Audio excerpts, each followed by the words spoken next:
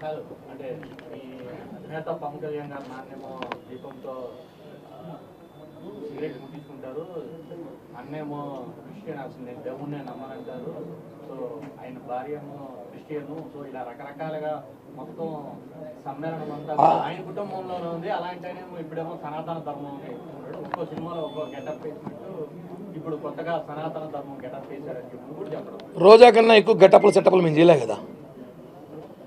ఈ రాష్ట్రంలో గెటప్లు సెటప్లు ఆయనది టాపు, ఆయన మించిన ఎవరు లేరు, అన్ని గెటప్లు వేసింది. సిగరెట్ ముట్టించుకున్నట్టు రోజా గారు ఏమి చూసారా, తీసుకొచ్చి ఇచ్చారా? చెప్తారు కదా, ఆమె ఏమి చూసారా, తీసుకొచ్చి ఇచ్చారా? పవన్ కళ్యాణ్ గారి గురించి మాట్లాడే అర్హత సినిమా ఇండస్ట్రీలో వైసీపీ నాయకులు ఎవరైతే ఉన్నారో పెయిడ్ ఆర్టిస్టులు ఎవరికి అర్హత లేదు, ఇంకెవరికి లేదు, ఏ ప్రకాష్ రాజ్ లాంటి లేదు. ఎందుకంటే ఏ రాజకీయ పార్టీ ఏ ఒక్క హీరో చెయ్యని ఒక్క ఉపవాసాలు కానివ్వండి, ఆయన మాలలు కానివ్వండి, ఆయన చేస్తున్న సేవలు కానీ ఎవరు చేయరు. మనం చూసుంటాం, సంవత్సరంలో 41 రోజులు, జనవరి నెలలో ప్రతి నెలలో సంవత్సరంలో ఒక రోజు 41 రోజు దీక్షతో ఉంటారు. ఏ రాజకీయ చాతుర్మాస దీక్ష పవన్ కళ్యాణ్ గారు. ఇప్పుడు చూడండి, వారాయి దీక్ష తీసుకున్నారు మొన్న, ఇప్పుడు ప్రాయచిత దీక్ష. ఎప్పుడు దీక్షలో నిత్యం పూజల్లో ఉంటూ నిత్యం అమ్మవారిని కొలిసే పొలిటికల్ లీడర్ ఎవరైనా ఉన్నారా అంటే అది పవన్ కళ్యాణ్ గారే. ఆ విషయాన్ని తెలుసుకోవాలి. ఊరికే నటనలు సెటప్లు గెటప్లు ఆమెకు మించిన ఎవరు లేరని చెప్పి కూడా తెలియజేస్తున్నాం.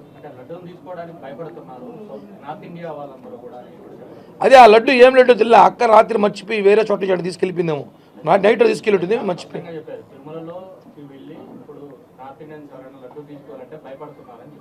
ఆ నార్త్ ఇండియన్స్ ఎవరో వైసీపీ వాళ్ళు ఏంటేనేమో, జగన్ అనుచరులు ఏంటేనేమో చూడాలి. ఎందుకంటే తిరుమల లడ్డూని వద్దని చెప్పిన ఎవరు లేరు.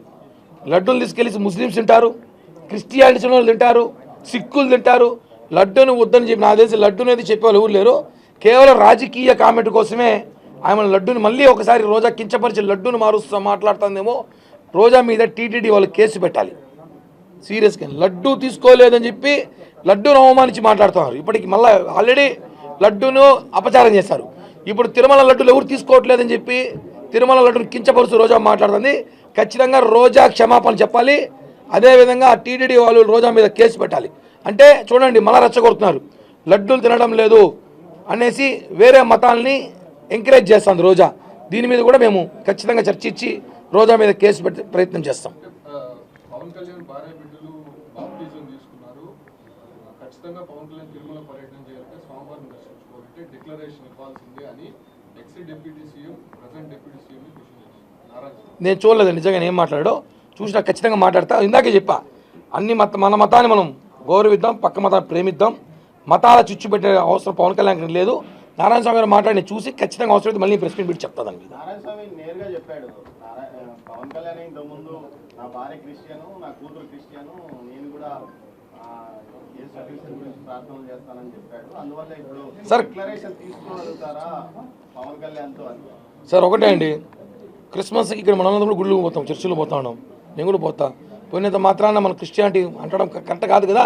అది ఏం మాట్లాడి చూస్తాం, వాస్తవం కాదు చూసి దాన్ని బట్టి కూడా మేము మాట్లాడతాం ఖచ్చితంగా. ఎందుకంటే మతాల మధ్య చిచ్చు పెట్టే ఆలోచన జనసేన పార్టీ చేతి మేము చెయ్యం. మతాల మధ్య చిచ్చు జరగకుండా చూసుకోవాల్సిన బాధ్యత మాకుంది. మా మతాల్ని ప్రేమిస్తాం, ఇతర మతాలను గౌరవించే బాధ్యత మాకుంది. కాబట్టి దాని మీద ఏం కామెంట్ చేశారో ఖచ్చితంగా చూసి ఖచ్చితంగా నా మీద కౌంటర్ అయితే ఇస్తామని చెప్పి కూడా తెలియజేస్తున్నాం.